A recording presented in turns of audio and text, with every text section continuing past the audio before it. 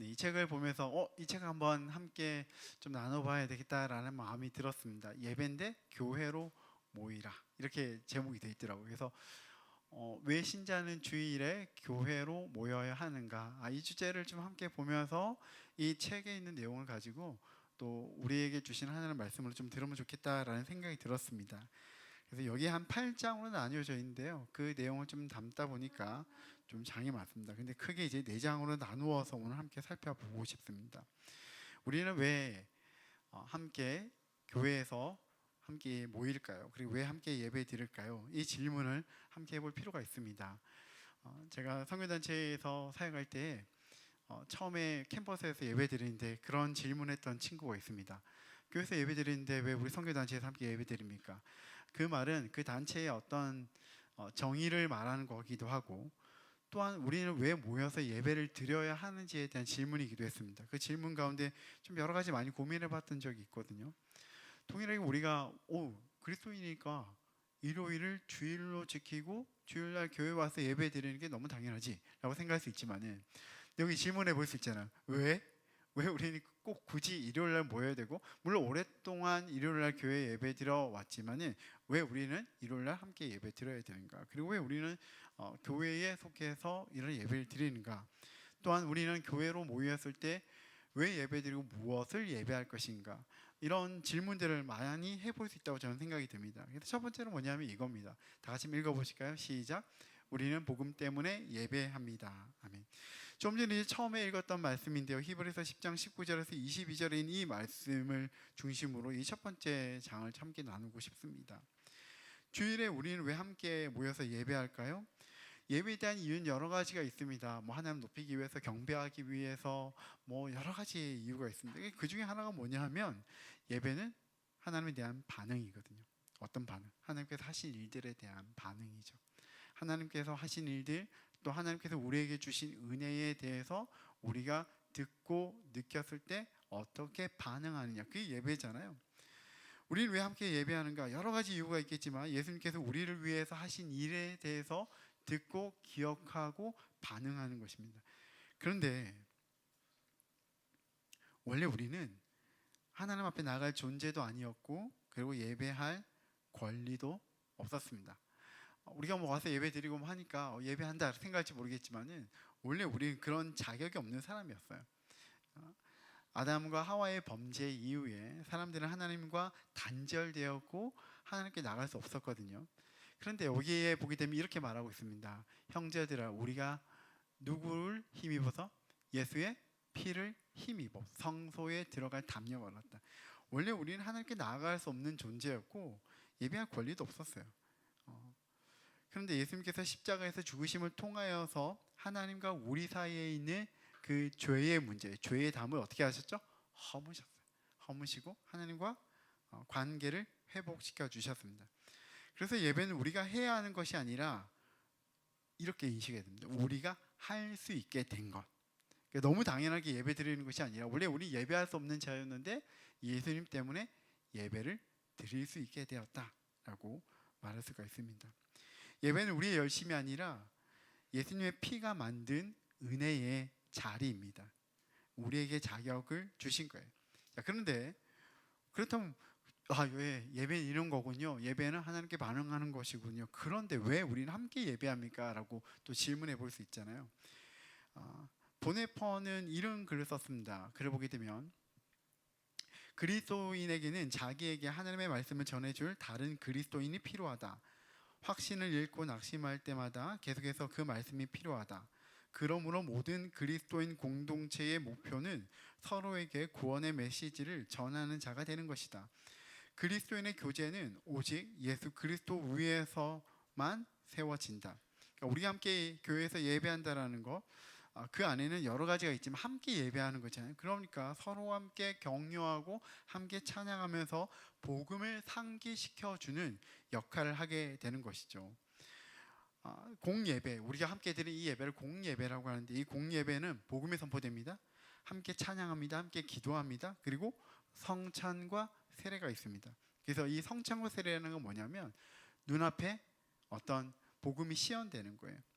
그러면서 참 하나님 나라의 소망을 가지는 자리인데요. 이 모든 일이 함께 예배하는 가운데서 일어나고 있고, 그렇기 때문에 함께 우리가 예배할 이유가 있는 것입니다. 여러분 아시겠지만 혼자 신앙생활하는 거 쉽지 않잖아요. 혼자 신앙생활하는 거 쉽지 않습니다. 저도 그렇습니다. 저도 공동체 없이 혼자 예배한다면 그 믿음이 유지되지가 않습니다. 물론 성경을 묵상하고 혼자서 공부를 하면서 어떤 지식적으로는 늘어날지 모르겠습니다만 혼자서는 절대 믿음이 자랄 수가 없어요. 그래서 우리는 함께 예배하는 것이죠. 처음에 복음이 전해지고 또 믿는 사람들이 생겼을 때 처음부터 교회가 생겼던 이유는 바로 그거인 것 같습니다. 사도행전 2장에 보게 되면 교회가 만들어졌어요. 함께 신앙생활하기 위해서. 두 번째는 뭔가요? 두 번째는 보면 두 번째는 우리는 서로 살리기 위해서 예배합니다.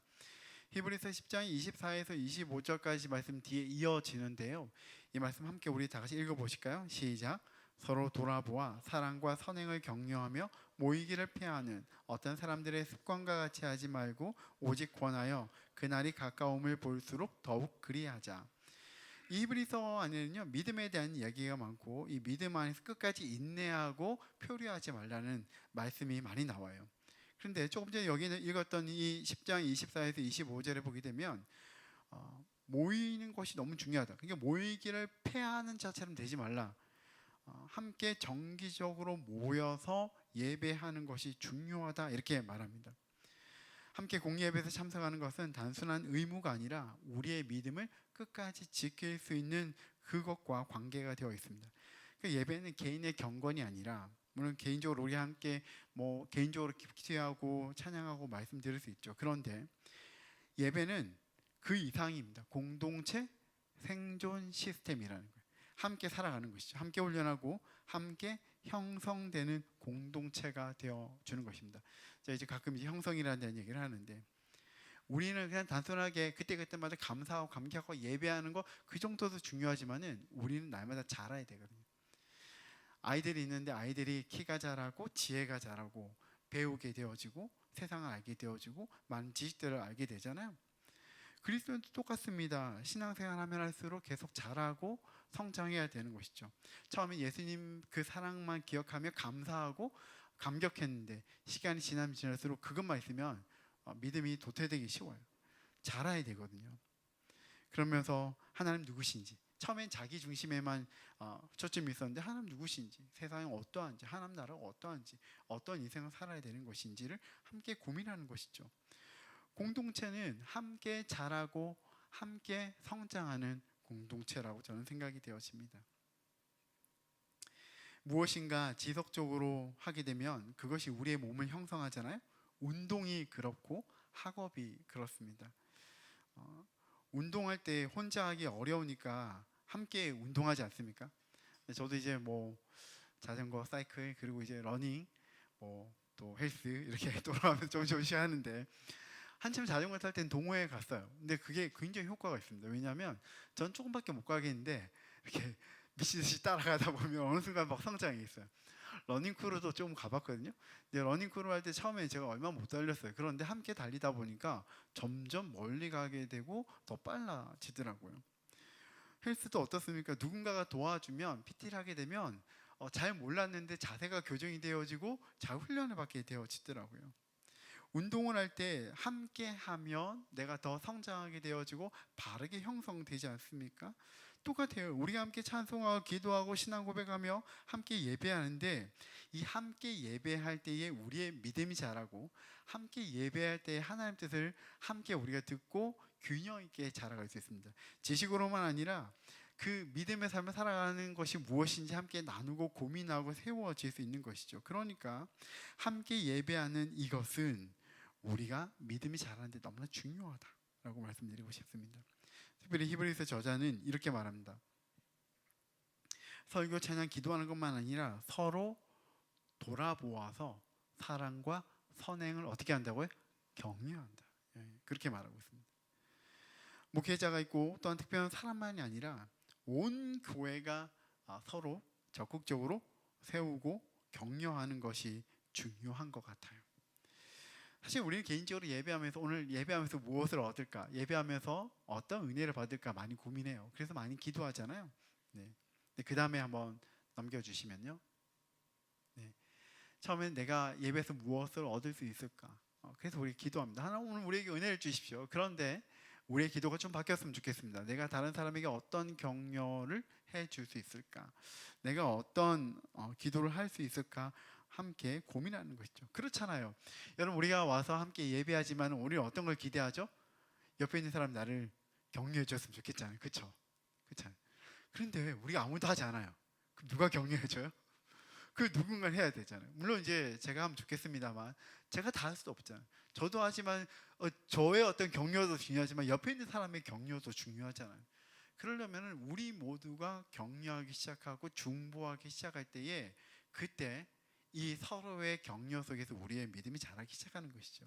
또 하나는 뭐냐면 그 격려하고 세워가는 가운데서 그렇게 함께 격려하다 보면 내 안에 있는 문제를 좀 더 이상으로 뛰어넘을 수 있는 것 같아요.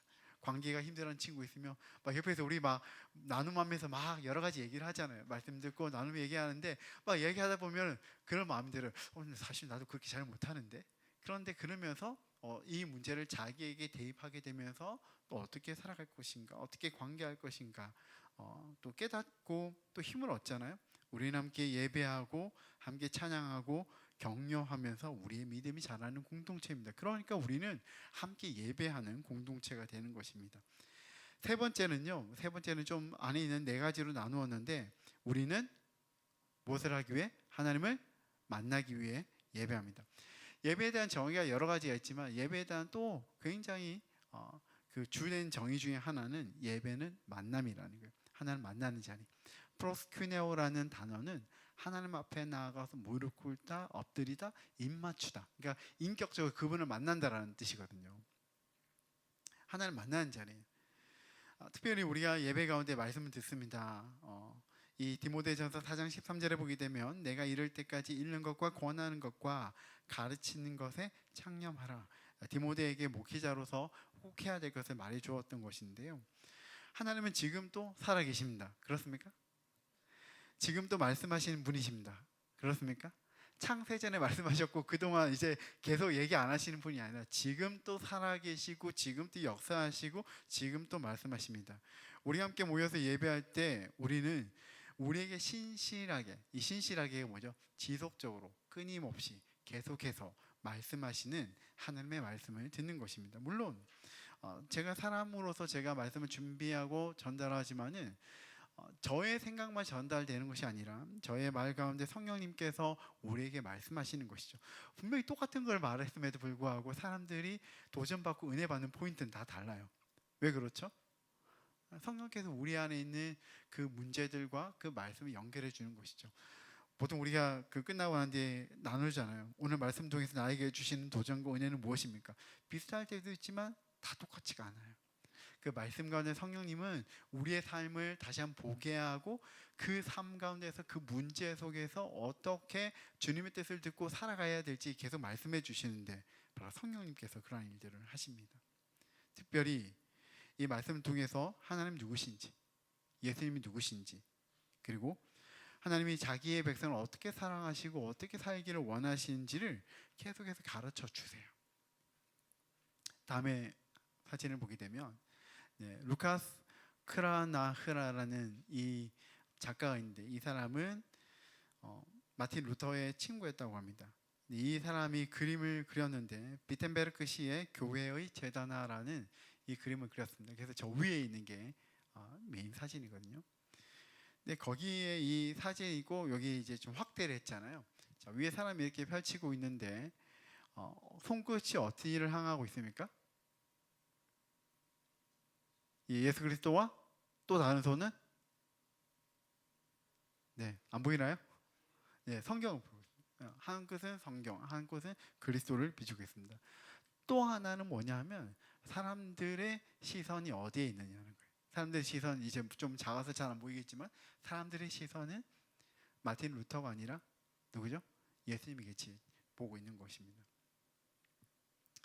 설교자는 설교를 통해서 설교하지만은 설교자는 자신의 생각을 설교한 사람이 아니라는 거예요. 저 사람은 마틴 루터를 보는 거고요. 이 비텐베르크는 종교 개혁이 일어났던 곳입니다. 1517년에.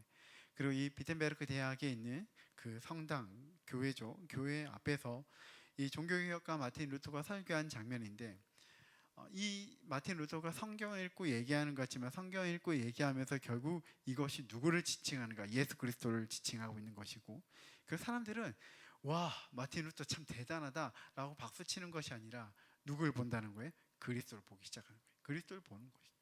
저는 이게 너무 좋은 사진이라는 생각이 들었습니다. 저는 개인적으로 설교자로서 욕심이 생기죠. 사람들에게 저에게 시선을 집중하기를 원하는 마음이 있습니다. 그런데 하나님은 제가 아니라 제가 저는 이 말씀 통해서 하나님께 집중하기를, 그리고 그리스도에게 집중하기를 원하는 것 같아요. 우리 예배 가는데 너무 재밌다, 너무 좋다, 무섭다, 뭐 여러 가지가 있을 수 있겠죠. 그런데 중요한 것은 우리가 예배 가운데 말씀을 통해서 누구를 보았는가? 누구를 보는 거죠? 하나님과 예수 그리스도를 보는 것이죠. 그리고 그분 앞에 서 있는 우리 자신을 보는 것입니다. 그리고 주님을 사랑하는 것입니다. 두 번째는 찬양인데요. 골로새서 3장 16절의 말씀입니다. 우리 다 같이 한번 읽어보실까요? 그리스도의 말씀이 너희 속에 풍성히 거하여 모든 지혜로 피차 가르치며 권면하고 시와 찬송과 신령한 노래를 부르며 감사하는 마음으로 하나님을 찬양하고. 성경에는 하나님을 찬양하는 말씀이 굉장히 많이 나옵니다. 특별히 시편이 그렇잖아요. C.S. 루이스는 시편 4색에서 하나님을 찬양하라는 명령은 결국 하나님을 즐거워하라는 초청이다. 하나님 찬양하라. 나는 아무것도 없는데 하나님께만 높이는 거구나. 아니요. 그 하나님 높이는 가운데서 하나님을 즐거워하라는 초청이라는 거예요. 사람이 제일 되는 목적은 무엇이죠? 하나님을 영화롭게 하는 것인데, 또 하나가 붙어요. 그를 영원토록 어떻게 하는 거죠? 그를 영원토록 즐거워하는 거예요. 높이기만 하고 끝나는 것이 아니라 그것을 내가 너무 좋아하고 즐거워한다는 거예요. 나 오늘 하나님 높였으니까 너무 힘들었어. 약간 찬양이 노동 같아. 왜 이렇게 길게 하는 거야? 이렇게 생각할 수 있고, 막 그러면서 힘들 수도 있지만 사실은 그 하나님 찬양하는 것이 우리가 주님을 즐거워하는 것이고, 그 즐거워하는 자리에 우리를 부르셨다라는 거예요. 우리가 찬양하는 주된 이유, 우리는 찬양하라는 명령을 받았기 때문이기도 하고, 그리고 찬양할 때에 우리 안에 하나님으로 말미암는, 예수 그리스도로 말미암는 참 생명과 기쁨이 있기 때문입니다. 그런데 또 한 가지가 중요한 것은 뭐냐면, 우리가 부르는 찬양에는 다른 성도들에게 믿음의 도전을 주고 위로를 전해주기도 한다는 겁니다. 다시 골로새서 3장 16절의 말씀을 보게 되면요, 여기에 이렇게 말합니다. 그리스도의 말씀이 너희 속에 풍성히 거하여, 그러니까 말씀이 너희 속에 풍성히 거하고, 그 다음 어떻게 하죠? 모든 지혜로 피차 가르치며 권면하여서 함께 어떻게 하죠? 하나님을 찬양하는, 서로가 권면하고 서로 세워가면서 하나님을 찬양하는 것입니다. 찬양은 분명히 하나님을 영화롭게 합니다. 그런데 우리가 함께 찬양할 때에 이 고통과 씨름하고 있는 연약한 지체들을 위로하고 권면하고 하나님을 바라볼 수 있도록 도전합니다. 그러니까 우리가 찬양할 때 어떻게 하냐면, 옆에 있는 사람, 공예배잖아요. 공예배니까 함께 예배하는 것이 맞습니다. 저는 이런 부분에서 굉장히 고민을 많이 했거든요. 예배는 하나님만 바라보는 건데, 근데 왜 사람들과 함께 있을까? 사람들이 이제 그렇게 말해요. 사람들과 함께 예배하다 보면 좀 불편하대요. 뭐가? 사람들 앞에 내 모습이 비춰지는 게 되게 불편하다. 찬양하는데 옆에 있는 사람 듣는 게 불편하고, 그러니까 사람들이 인식하잖아요. 내가 아무도 없으면 손 들고 찬양하겠어. 근데 사람들이 있으니까 손이 잘 안 올라, 이렇게 올라간다, 이렇게 말하는 사람이 있으면 의식이 된다는 거죠. 근데 반대예요, 사실. 우리 함께 서로 보고 서로 함께 격려하고 함께 사인을 주면서 함께 그 은혜를 기억하면서 주님을 높이도록 하는 것이 공예배라고 하는 거예요. 여러분 혹시 중창을 해본 적 있나요? 합창은 좀 다를 수 있습니다. 합창은 사람들이 많으니까 거의 지휘자만 보잖아요. 그럼 중창할 때 어떻게 하죠? 안 해보셨나요? 중창할 때 중요한 건 지휘자가 없어요. 그러니까 어떻게 하죠? 서로가 사인을 맞춰야 돼. 그럼 누군가 한 두 명의 리더가 있는데 껐덕껐덕 하면서 하면 어떻게 하죠? 이렇게 서로 보면서 중창을 해야 되거든요. 저희 이제 초등학교 때, 죄송합니다. 고등학생 때 중창단이었는데, 학교 중창단인데 이 중창단에 되게 중요한 거는 함께 보고 사인을 맞춰야 돼. 호흡이 안 맞으면은 노래가 맞을 수가 없어요. 그래서 함께 보면서 호흡하거든요. 공예배가 그래요. 공예배는 하나님 앞에 서 있지만 함께 예배하는 곳이니까 함께 주님을 경배합시다. 주님을 예배합시다 하는 거예요. 모든 사람이 있는데 군중이고 앞에 인도하는 사람은 앞에서 뭔가 노래를 하는 사람이 아니라 사실은 앞에 서 있는 사람이나 회중 가운데 있는 사람이나 모두가 똑같습니다. 앞에서 우리 주님을 찬양합시다 하며 앉아서 그냥 아멘 하고 끝나는 것이 아니라 우리도 주님을 찬양하면서 함께 호흡하고 함께 가는 거예요. 제가 대학생 때 선교단체는 그게 되게 잘 됐던 것 같아요. 그래서 저는 거기서 찬양 인도할 때 제가 되게 잘하는 사람인 줄 알았어요. 그러다가 이제 약간 교회로 가서 인도하면서 좀 놀란 게 있는데 회중에 따라서 제가 인도하는 게 너무 다르더라고요. 그러니까 그때 깨달은 건 뭐냐면 내가 잘하는 게 아니었어. 그 공동체가 얼마나 예배를 잘했냐가 되게 중요했던 것 같아요. 예배를 잘하다는 거는 다른 거 아니에요. 그냥 함께 모든 사람들이 함께 서로 격려하고 함께 화답하면서 주님을 경배하고 예배하는 것이죠. 그러면서 내가 찬양할 마음이 없었는데 이 함께 있으면서 이 공동체에 속하면서 함께 서로 격려하면서 권면하면서 찬양할 때에 찬양하기 시작하고 예배하기 시작하는 거잖아요. 저는 우리 빌더스 교회가 그랬으면 좋겠습니다. 그리고 그렇게 찬양하면서 우리가 주님 앞에 섰을 때에 우리는 믿음의 백성으로 서로 결속하게 되어집니다. 세 번째는 기도예요. 디모데전서 2장 1절에서 2절까지의 말씀을 보게 되면 그러므로 내가 첫째로 권하노니 모든 사람을 위하여 간구와 기도와 도고와 감사를 하되 임금들과 높은 지위에 있는 모든 사람을 위하여 하라. 이는 우리가 모든 경건과 단정함으로 고요하고 평안한 생활을 하려 함이라. 기도에 대한 얘기인데요. 성경을 보게 되면 공동체가 함께 기도했던 장면들이 많이 나와요. 애굽의 노예 시절에 백성들은 종살이하면서 함께 하나님께 부르짖었습니다. 사사 시대에는 하나님의 백성들이 구원을 위해서 하나님께 자주 간구했습니다. 다윗은 수많은 시편을 통해서 하나님께 자기의 마음을 토로하도록 권유합니다. 느헤미야와 같은 지도자들은 사람들이 기도하고 하나님 앞에서 회개하고 돌아서도록 계속 선포하고 이끌었습니다. 신약이 오게 되면 예수님께서 가르쳐 주신 기도, 주기도문, 거기에 핵심은 뭐냐면 어떻게 말합니까? 주체가 누굽니까? 우리. 하늘에 계신 우리 아버지요. 우리에게 주셨고 우리 죄를, 그러니까 나의라고 말하지 않고 우리라고 고백해요.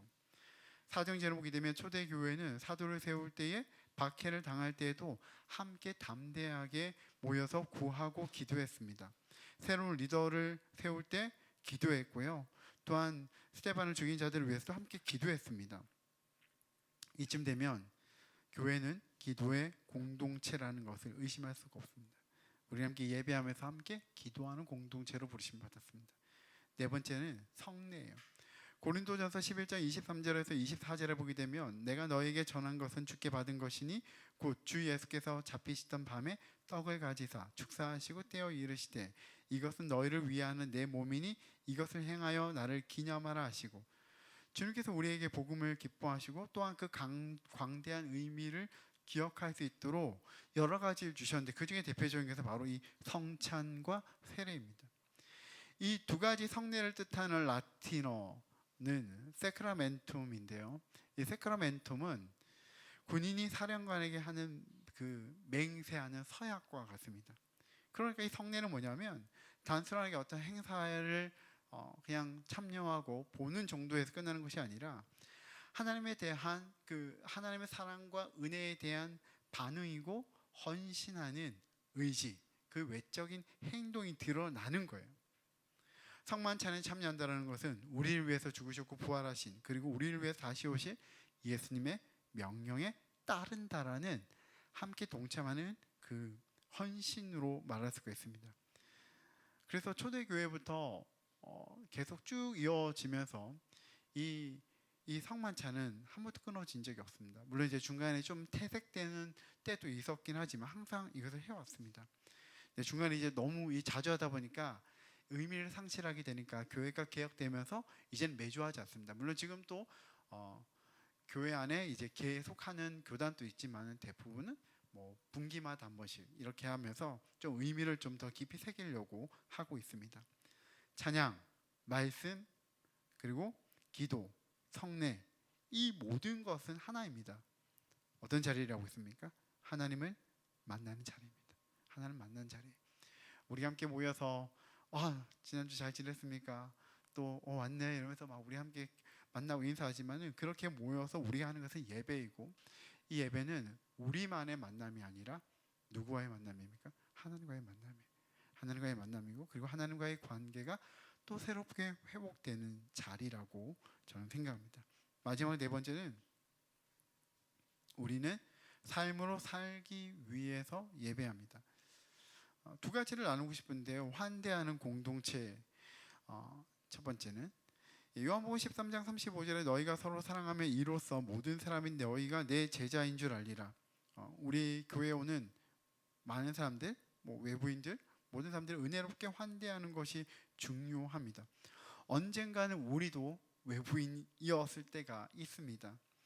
교회의 모임은 누구를 위한 존재인가? 교회가 존재하는 것은 우리 교회 구성원들 뿐만 아니라 우리가 속해 있는, 앞으로 속하게 될 더 많은 구성원들을 위해서 존재하기도 합니다. 우린 진리의 문제에서는 결코 타협하지 않지만은, 그러나 사람들에 대해서는 진심 어린 따뜻함과 타인에 대한 애정을 가지고 또 적극적으로 환대하는 것이 중요합니다. 그래서 제가 이제 몇 번지 처음에 보게 되면 웰컴 투 빌더스 처치 이렇게 말하기도 하지만, 예전에는 또 웰컴 홈 이렇게 하게 됐거든요. 잘 왔습니다. 아버지의 집에 잘 왔습니다. 아버지의 집. 그래서 미국 교회 같은 데는 항상 보면 첫 번째 웰컴 홈이라고 나와요. 아버지의 집에 왔습니다. 환대하는 것이죠. 하나님의 사랑으로 우리가 서로 환대하는 것입니다. 우리가 교회에 와서 예배하는 그 목적은 우리 개인의 경건도 있지만은, 사실은 이 예배를 통해서 우리가 성장하고 자라고, 그래서 선교적 삶을 살아가는 예배자가 되기 위함이거든요. 그런데 이 선교적 삶이 대단한 것 같지만은 어떻게 보면 굉장히 간단하고 심플합니다. 하나님을 사랑하고, 둘째는 이웃을 내 몸과 같이 사랑하는 거예요. 이때 우리가 이 환영한다 할 때는 단순하게 환영합니다 막 이렇게만 하는 것이 아니라, 이 서로에 대한 이 관계 속에서 우리가 가지고 있는 그 구원의 감격과 기쁨을 나누어 주는 것이라고 말합니다. 마틴 로이드 존스 목사님, 이 목사님이 이렇게 말합니다. 이 시대의 가장 큰 필요는 생명과 기쁨으로 충만한 교회다. 불쌍한 그리스도인들은 신앙의 모범이 되지 못한다. 초대교회 그리스도인들의 넘치는 기쁨은 기독교의 전파에서 가장 강력한 요인 중 하나였다. 그리스도인 안에 있는 그 기쁨, 감사, 그 기쁨과 감사가 어떻게 되죠? 옆에 있는 사람들에게 전해지기 시작하는 거죠. 단순하게 우리는 환대해서 좋다 그럴 수 있지만, 함께 예배하다 보니까 하나님 예배하는 그 열정, 그리고 하나님께서 주신 그 은혜를 감사하고, 그리고 그것이 어떤 표정과 행동과 어떤 삶의 방식에서 바뀌기 시작하면서 그것이 전염되기 시작하는, 전해지기 시작하는 것이죠. 그래서 우리가 함께 이 공동체가 환대한다고 할 때 그냥 환대하는 정도가 아니라, 주님께서 주신 그 사랑이 나를 통해서 서로에게 흘러가기 시작하는 것입니다. 주님의 사랑에 근거한 그 복음으로 인한 참 기쁨, 행복이 서로에게 나누어지고 전달되는 것입니다. 매끄럽게 진행되는 예배 중요하죠. 그런데 더 중요한 것은 어떻게 우리가 주님을 사랑하는지, 그리고 서로 사랑하는지가 너무 중요하다는 거예요. 그러면서 우리가 서로를 사랑할 때 우리가 얼마나 주님을 사랑하는지 알게 된다고 오늘 말씀에 나와 있습니다. 혹시 이 책을 본 적 있습니까? 1세기 교회 예배 이야기라는 책인데요. 되게 얇은 책입니다. 이 책은 약간 픽션이에요. 이방인인 한 사람이 어떻게 소문을 듣게 되어서 예배하는 그곳에 가게 되었습니다. 예배하는데 딱 들어가서 거기서 보는 그냥 약간 바깥의 외부인으로서 그 안에 들어가서 보는 시점으로 적어요. 여기 되게 재미난 게 뭐냐면, 딱 봤는데 그 당시에 신분이 나뉘어져 있었거든요. 자유인이 있었고 종들이 있었는데, 자유인과 종들이 함께 식사를 하고 있는 거예요. 약간 충격을 받은 거예요. 이 사람 이방인으로서 왔는데, 아니 유대인들은 이런 문화가 아닐 텐데 이 가정에 와서 뭔가 예배하는 공간, 소위 말해서 가정교회거든요. 가정교회였는데 보니까 놀란 거예요. 신분이 다름에도 불구하고 서로 환대하고 같이 밥을 먹습니다. 같이 밥을 먹는 것도 이상해요. 그리고 자기는 이방인인데 자기 이방인인 나를, 유대인들은 자기를 환대하지 않는데 이곳에 왔더니 자기를 환대하는 거예요. 그것도 되게 이상한 거예요. 함께 식사하고 교제하고 난 뒤에 또 함께 둘러앉아서 모였습니다. 그러면서 리더가 이렇게 물어봐요. 요즘 어떻게 지냅니까? 그래서 쭉 얘기하는데 그래서 그 어려운 일들을 쭉 나누면은 그 리더가 이렇게 말합니다. 최근에 있는 바울 선생님의 글이 여기 있습니다. 서신서죠. 이러면서 그 말씀을 읽으면서 각자가 당했던 그 문제를 가지고 함께 적용하고 나누고 함께 기도하는 그런 내용이 나와요. 그러면서 이게 뭔가 다르다. 이 사람들이 하나님을 믿는다고 할 때 그 하나님 믿고 예수 그리스도를 통해서 하나님 백성이 되어졌다고 했을 때에 가치가 변했고 사람을 대하는 방법이 달랐고 나에게 대하는 방법이 달랐고 또한 문제를 풀어가는 방법이 다르구나. 그걸 깨달으면서 이 뭔가 다른 공동체, 다른 사람들이라는 그 얘기를 이 1세기 교회 이야기 안에 얇은 책인데요. 풀어놓습니다. 저는 이것이 우리에게 필요한 것이라고 생각이 돼요. 예배하면서 그냥 예배만 잘 드리는 게 찬양만 듣고 말씀을 듣고 그 정도가 아니라 달라지는 거예요. 서로에 대해서 달라지는 거예요. 하나님의 사랑을 받아서 그리고 그 구원의 감격과 기쁨을 가지고 서로를 어떻게 대하느냐 그리고 어떻게 하느냐 그리고 그 가치에 따라서 어떻게 사느냐 또 현실적인 문제가 있다면 그 문제를 가지고 함께 또 하나님 말씀의 근거에서 어떻게 격려하고 세워가는가 이것이 우리에게 너무 중요한 공동체가 되면 좋겠습니다. 우리 교회는 우리만의 것이 아닙니다. 길을 잃어버린 자를 위한 교회이기도 합니다. 저는 빌더스 교회를 세우기 전에 믿음의 길을 잃은 것은 아니었는데요. 그런데 교회 공동체와 함께하는 사람들의 공동체를 잃었던 사람이라고 생각합니다. CMF에서 안식년을 가졌고 그리고 제가 그래도 섬겨왔던 교회에서 협동 목사를 했다가 이제 사임을 하게 되고 그러고 난 뒤에 어떤 생각이었냐면 앞으로 어디 가서 내가 신앙생활을 해야 되지? 약간 길을 잃은 사람의 마음이었습니다. 또 앞으로 어떻게 해야 되는가? 그러면서 여러 교회를 다녀보고 어떻게 예배하는지를 보았습니다. 근데 점점 힘든 건 뭐냐면 내가 어디 가서 예배 드려야 되고 또한 예배를 드리는 것도 중요한데 누구 함께 예배 드려야 되는가? 이게 너무 어렵더라고요. 선교단체에 사역하는 한 10여 년의 시간이 사실 그런 시간이었습니다. 저는 목회자로 어떻게 보면 부름을 받아서 20대, 30대, 40대를 목회자로 살다 보니까 교회에서 그냥 그 자리에 있는 게 되게 익숙했거든요. 그런데 선교단체를 매일 사역하다 보니까 교회에 섬기는 자리가 없어지니까 겉도는 시간들이 굉장히 많았던 것 같아요. 그래서 이게 얼마나 어려운지를 좀 많이 체감하게 되고 알게 되었습니다. 모르는 교회에 갈 때 우리 이런 교회가 있다고 하면 저 문에서 여기 들어오는 이게 굉장히 어렵고요. 만약 엘리베이터가 있잖아요. 엘리베이터가 있으면 그 엘리베이터로 올라가는 게 그렇게 힘들고 어려웠습니다. 엘리베이터가 열고 오려면 긴장돼요. 그리고 오른 곳에 오게 되면 사람들의 시선이 부담스러워요. 대형 교회도 똑같습니다. 대형 교회도 목회자들 다 알거든요. 그러니까 그걸 아니까 더 부담스러워요. 우리 빌더스 교회를 세워지고 또 이 빌더스 교회와 여러분들을 만나게 되면서 그 믿음 생활하고 함께 형성되어지는 그 일들이 회복되고 있고 그리고 계속 성장과 계속해서 우리의 믿음이 진행되고 있다고 생각이 되어집니다. 저는 우리 빌더스 교회가 길을 잃어온 사람들 그리고 신앙을 잃은 사람들 그 모든 사람들에게 다시 한번 그 길을 찾고 주님께로 나갈 수 있는 공동체가 되었으면 좋겠습니다. 무엇보다 우리에게 주신 풍성한 그 하나님의 사랑을 나누고 함께 서로가 세워가는 교회가 되었으면 좋겠습니다.